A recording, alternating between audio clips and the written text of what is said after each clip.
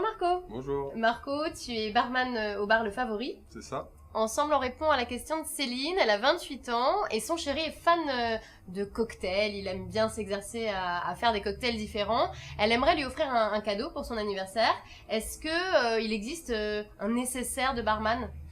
Effectivement, il existe un nécessaire de barman. Alors, moi, je vais sortir un petit peu de tout ce qu'on peut trouver habituellement, parce qu'on peut acheter des kits complets avec tout ce qu'il faut. Ouais. Moi, je vais faire plus simple. Ce que je te conseille, c'est d'acheter une mallette à part.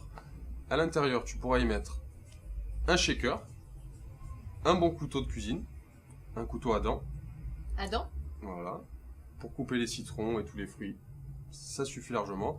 Un D'accord. pilon, ça c'est l'outil en bois généralement dont on se sert pour presser les citrons du style pour les cocktails comme le mojito.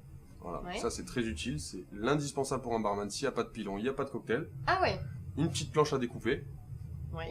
Et selon ton budget, Ah, j'y attention. rajouterai bien un bon mixeur à l'intérieur.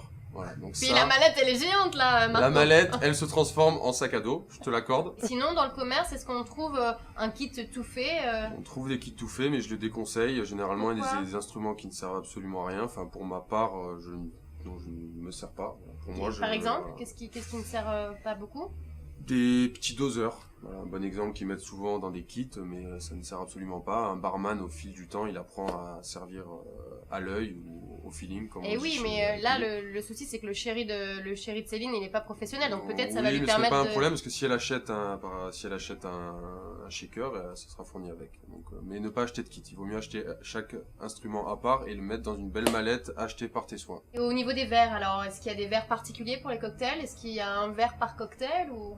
Alors, même principe, moi je vais sortir un petit peu des sentiers battus. Effectivement, il y a des verres à cocktail. Voilà, donc on va aller dans un magasin, on va nous dire ça, c'est un verre à cocktail. Moi, ma règle à moi, c'est qu'il n'y a pas de règle. Un verre, c'est un aspect visuel, avant Ouais. tout. Donc, il faut que ça soit joli. Après, c'est chacun un petit peu, il met ce qu'il veut. Moi, je me sers même de vase pour faire mes cocktails. Donc, un récipient, un verre, c'est un récipient. Donc, à partir de là, C'est parce que toi, n'importe quel vase, verre qui te plaît, que tu trouves dans un magasin, tu peux t'en servir pour faire un cocktail. Et un bon verre à cocktail basique, c'est un verre à pied, voilà, évasé, Ouais. voilà, on va dire à peu près 40 centilitres, voilà, qui correspond donc au shaker et au mixeur. donc un verre à C'est pied comme évasé. voilà, c'est ça, c'est comme la même forme qu'une coupe à champagne, mais Oui. en plus large et en plus grand. Très bien. Ce qu'on Merci. appelle un verre tulipe.